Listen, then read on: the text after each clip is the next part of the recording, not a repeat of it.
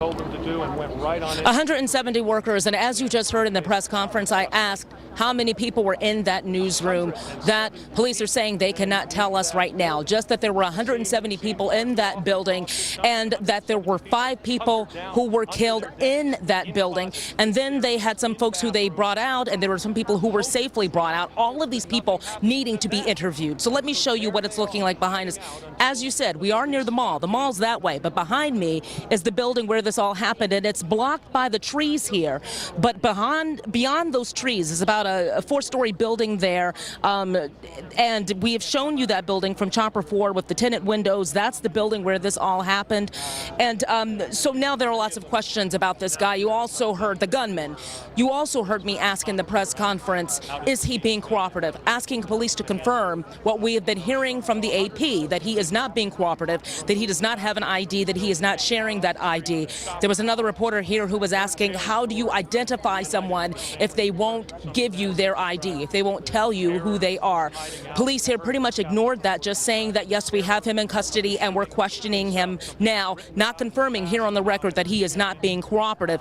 They also would not confirm that the long gun they're referring to is a shotgun, but that's what we're hearing from witnesses, from sources close to this investigation, that long gun was actually a shotgun. We're also hearing that police were here on the scene in about a minute, 60 seconds, that they quickly arrived, and that when they arrived, there was no exchange of gunfire with this gunman, but that the gunman was at least cooperative here on the scene. But then what we're hearing is that once in custody, that cooperative behavior ended.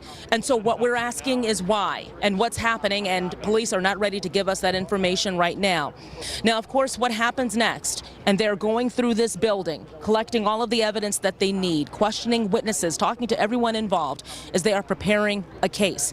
It is very important, especially for those people who have lost 5 loved ones inside of this building, to make sure that they do the best job possible in gathering evidence. And so that's what they're going to be focused on. And I don't know if you guys realize this or heard it in the press conference, that at one point one of the law enforcement officials said that they're going to be closing down streets around here to keep the scene as clean as possible as they go through as much as they need to go through to prepare for that case. Now, it's also important that we mention right now that there are people who love folks who were involved in this, who know them, other journalists here in the area who work with these individuals and want to know that everybody inside is safe. I was talking with one of the local journalists here earlier who was actually standing right here by me. If you don't mind for just a second, Jim, do you mind talking with us? Yeah. So we were talking earlier about your colleagues, folks who you see inside of this building every day. I know this is difficult for you. I want to clarify, they are not my colleagues. I work for a different news organization. I work for the Arundel Patriot. But folks who you work with every day, you see them here.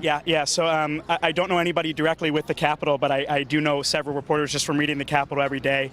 And I got the news in moments after it happened. And so I actually literally parked my car about 2 miles from here because that was the closest I could get to the scene by the time that I was here. And I literally ran here, and I knew that NBC and everybody else would be here, but I wanted to be here as well because I know that my community counts on me.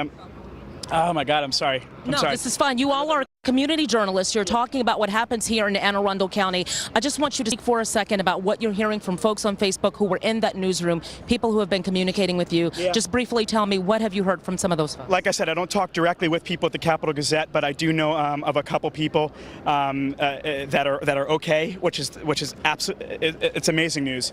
I can't even remember their names right now, but I have it up and I can give the information to you in a second. No, I do know. I know these are friends of yours, and that there was a reporter who was injured, and you were concerned about her, but hearing that she is receiving medical attention. I'm hearing very, very, very little news. I don't want anybody to hold me accountable to what I'm hearing because I was hearing stories from all these different people that have more connections with the Capitol Gazette than I do.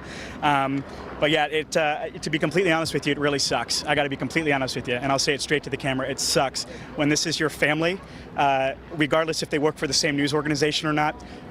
It's just like CNN or Fox, and you sitting there and seeing people from CNN, if you work from CNN, and you see people from Fox getting shot at, and it really sucks. We need to have a stronger community.